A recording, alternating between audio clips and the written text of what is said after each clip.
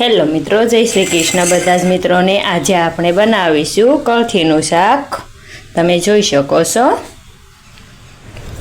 આ રીતે એકવાર ને જરૂર ને ટ્રાય કરજો કળથીનું શાક બનાવવાનું। આપણા નાની અને દાદીમાં આ જ રીતે કળથીનું શાક બનાવતા હતા। હેલો ફ્રેન્ડ્સ, જય શ્રી કૃષ્ણ બધા મિત્રોને। આજે આપણે બનાવીશું કળથીનું શાક। એના માટે અહીં મેં એક નાની વાટકી જેટલી કળથી લીધી છે। હવે આપણે તેને બાફવા મૂકીશું। એના માટે આપણે સૌપ્રથમ ગરમ પાણી મૂકી દઈશું। આપણે ગેસ ચાલુ કરી લઈશું। આપણે હવે કુકર મૂકી તેમાં પાણી નાખીશું। આ રીતે તેમાં આપણે 1 લીટર જેટલું પાણી મૂકવાનું છે ગરમ। હવે આપણે તેને ગરમ થવા દઈશું। આપણું પાણી જ્યાં સુધીમાં ગરમ થાય આપણે ત્યાં એકવાર આને ધોઈ નાખીએ। પાણી નાખીને સારી રીતે આપણે આ રીતે એક તપેલીમાં કળથી નાખીને તેમાં થોડું પાણી નાખી તેને ધોઈ લઈશું। આ રીતે તેમાં પાણી નાખી તેને આ રીતે સારી રીતે હલાવીને ધોઈ લેવાની છે।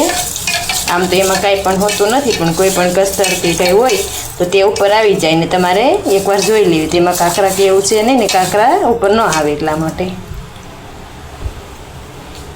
હવે આપણે તે પાણી કાઢી નાખીશું।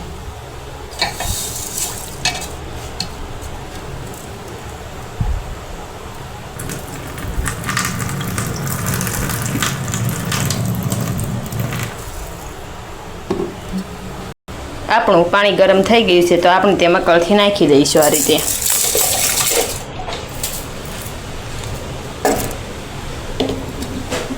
અહીં 1 લીટર જેટલું મેં પાણી ગરમ મૂક્યું છે।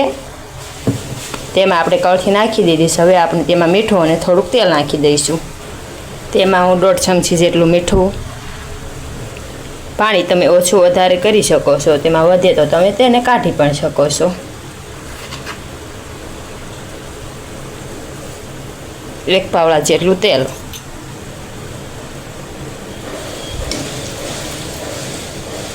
હવે આપણે તેને બફાવા દઈશું। આપણે કુકરનું ઢાંકણું દઈ દઈશું। કેટલી 20 સીટી થઈ હું તમને અંતે કહીશ। આપણી કળથી બફાઈ ગઈ છે। આપણે તેને બફાતા 7 થી 8 વિસલ થઈ હતી। હવે આપણે તેનો વઘાર કરી લઈશું। આપણી કળથી બફાય એટલે તેને પાણી ચેન્જ થઈ જાય છે। તેમાંથી પાણીમાં આ રીતે લાલ રંગનું થઈ જાય છે। આપણે કળથી વઘારવા ગેસ ચાલુ કરી લઈશું અને એક પેનમાં તેલ ગરમ મૂકીશું। આપણે અહીં 3 પાવડા જેટલું તેલ ગરમ મૂક્યું છે, તે થઈ ગયું છે તો આપણે તેમાં રાઈ,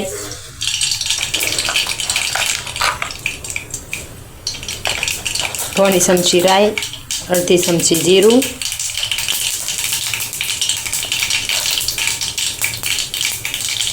1 ચપટી હિંગ। આપણા મસાલાનો વઘાર થઈ ગયો છે તો આપણે તેમાં મીઠા લીમડાના પાન નાખીશું। લસણની 2-4 કળી આના ટુકડા કરી લીધા સારી રીતે।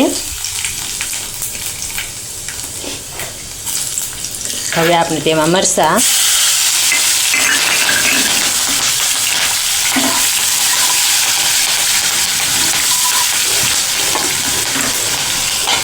આપણે તેમાં કળથી નાખી દઈશું। તરત જ આપણે મરચાંને સેજવાર સંતળાવા દેવાના છે।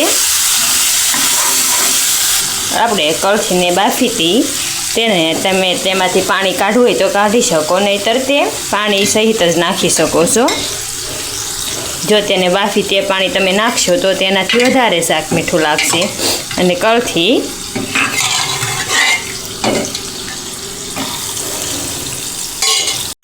આપણે કળથી પહેલાં શરૂઆતમાં આ રીતે એક થોડીક જ નાખવાની છે અને આપણે તેમાં લાલ મરચું નાખી દઈશું। આ રીતે 1 ચમચી જેટલું। હવે આપણે તેને પાકવા દઈશું। અહીં મેં લસણવાળું ખાંડેલું મરચાંનો ઉપયોગ કર્યો છે, તમે કોઈ પણ ઉપયોગ કરી શકો છો। આપણે મીડિયમ ગેસ ઉપર મરચાંને પાકવા દઈશું।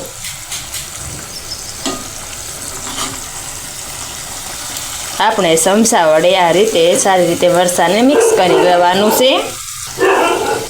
લો ગેસ પર આપણું મરચું 1 થી 2 મિનિટમાં સારી રીતે પાકી ગયું છે. તો આપણે તેમાં કળથી નાખી દઈશું. આપણે 1 થી 2 મિનિટ માટે મરચાંને લો ગેસ પર પાકવા દીધું હતું. તે સારી રીતે પાકી ગયું છે. હવે આપણે તેમાં કળથીને નાખી દઈશું. જે વાફેલી હતી કુકરમાં તે આ રીતે આપણે તેનું વાફેલું બધું જ પાણી રહેવા દઈશું. તે મીડિયમ હોવાથી આપણે રસાવાળું કરીશું. એટલા માટે કળથીનું શાક ખાવામાં ખૂબ જ સારું છે.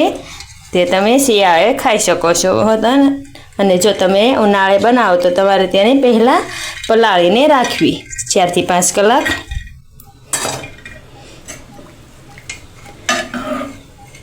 કળથીનું શાક પથરીવાળાને ખૂબ જ ઉપયોગી છે. તેઓ ખાઈ શકે છે. ડાયાબિટીસવાળા લોકો પણ તેને ખાઈ શકે છે. 1 ચપટી હળદર તમે વઘાર કરો ત્યારે પણ નાખી શકો ને પછી પણ. આપણે તેને મિક્સ કરી લઈશું. મીઠું આપણે સ્વાદ અનુસાર નાખીશું. આપણે બાફવામાં નાખ્યું હતું એટલા માટે.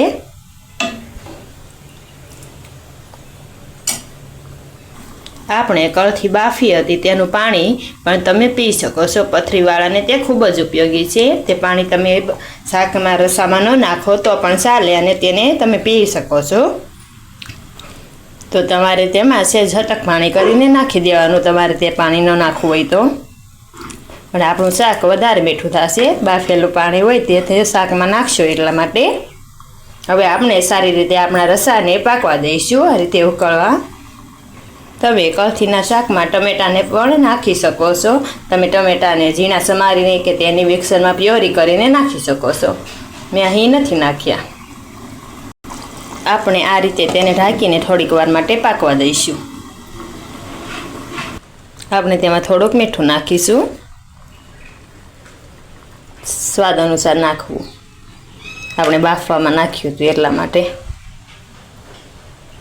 આપણે કળથીના શાકને 5 થી 7 મિનિટ માટે સારી રીતે ઉકળવા દીધું હતું.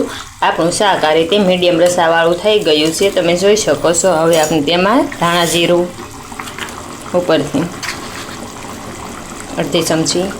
હવે આપણે ગેસને બંધ કરી દઈશું. આપણે તેને હલાવીને મિક્સ કરી લઈશું. તમે જોઈ શકો છો આપણું કળથીનું શાક બનીને તૈયાર છે.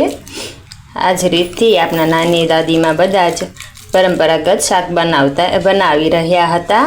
આપણે એ જ રીતે શાક બનાવ્યું છે કળથીનું. આપણું કળથીનું શાક બનીને તૈયાર છે. આપણે તેમાં ઉપરથી કોથમીરને નાખી દઈશું.